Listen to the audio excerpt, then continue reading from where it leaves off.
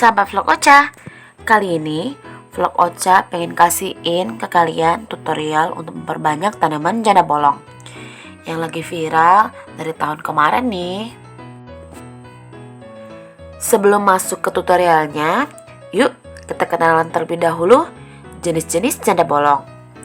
Nah, janda bolong ini masuk ke dalam jenis monstera. Tanaman ini merupakan jenis tanaman tropis yang biasanya digunakan untuk interior yang bergaya Skandinavia atau minimalis.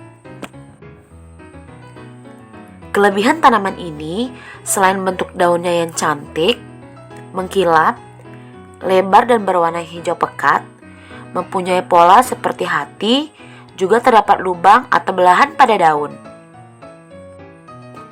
Monstera ini termasuk ke dalam jenis tanaman merambat.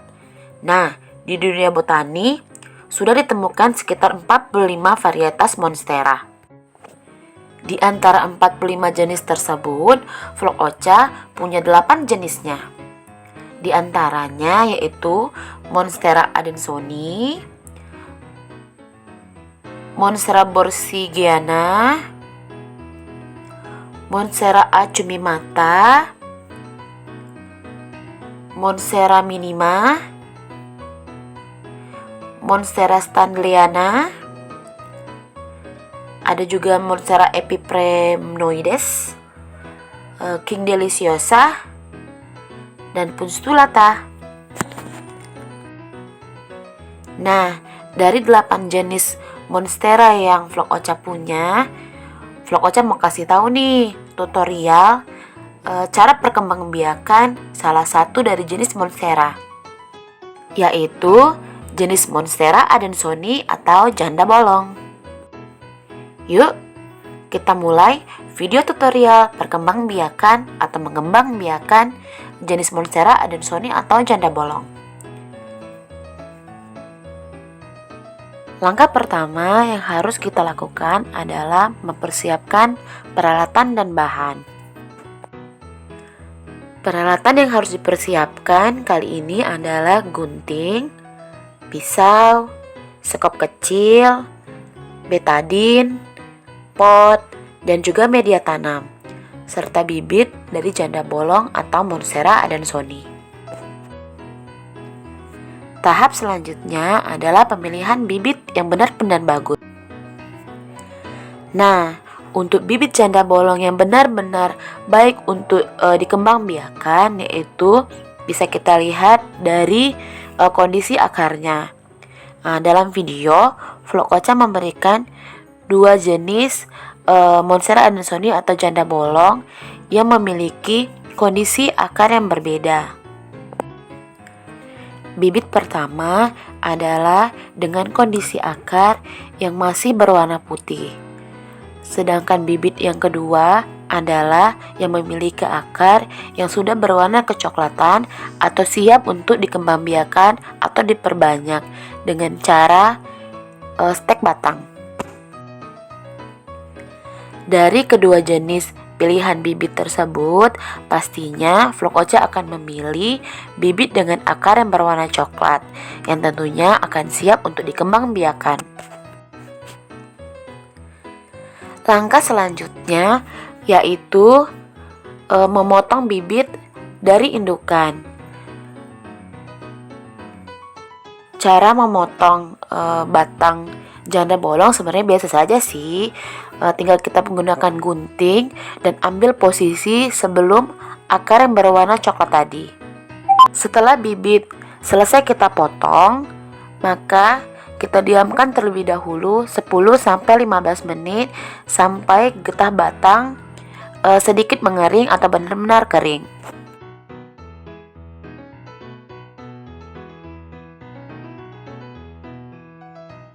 Setelah proses pengeringan getah batang kita lakukan 10-15 menit, langkah selanjutnya yaitu oleskan betadin pada luka batang atau bekas potongan dari batang yang telah kita keringkan. Oh iya teman-teman, jangan lupa oleskan juga betadin pada batang indukan yang terkena luka atau habis kita potong untuk dijadikan anakan. Nah, betadin ini berfungsi untuk membunuh bakteri atau kuman-kuman yang akan menjadikan batang indukan atau batang baru menjadi busuk batang. Sebenarnya, fungsi betadin adalah untuk mengantisipasi kebusukan pada batang indukan dan batang bibit. Bisa juga sih tidak kita gunakan, tetapi resiko akan kebusukan akan lebih tinggi daripada kita tidak menggunakan betadin. Langkah selanjutnya yaitu menanam bibit yang telah kita potong dan gunakan betadin tadi ke dalam media tanam. Nah, media tanam yang Vlog Ocha pakai di sini adalah campuran dari sekam, bubuk kayu, humus, dan tanah biasa. Bisa juga kita pakai sedikit pasir untuk menggemburkan tanah. Nah, proses pemindahan bibit dari indukan ke media tanam sudah selesai nih. Nah, sekarang yang harus kita jaga adalah kondisi atau posisi dari perletakan bibit yang telah kita pindahkan tadi. Sebaiknya bibit awal yang telah kita pindahkan tadi diletakkan di daerah yang sedikit teduh dan tidak terkena matahari langsung. Nah, kita harus menjaga kelembaban dari media tanam pada pot, yaitu dengan cara kita lihat nih setiap sore 1 hari atau 2 hari 1 kali.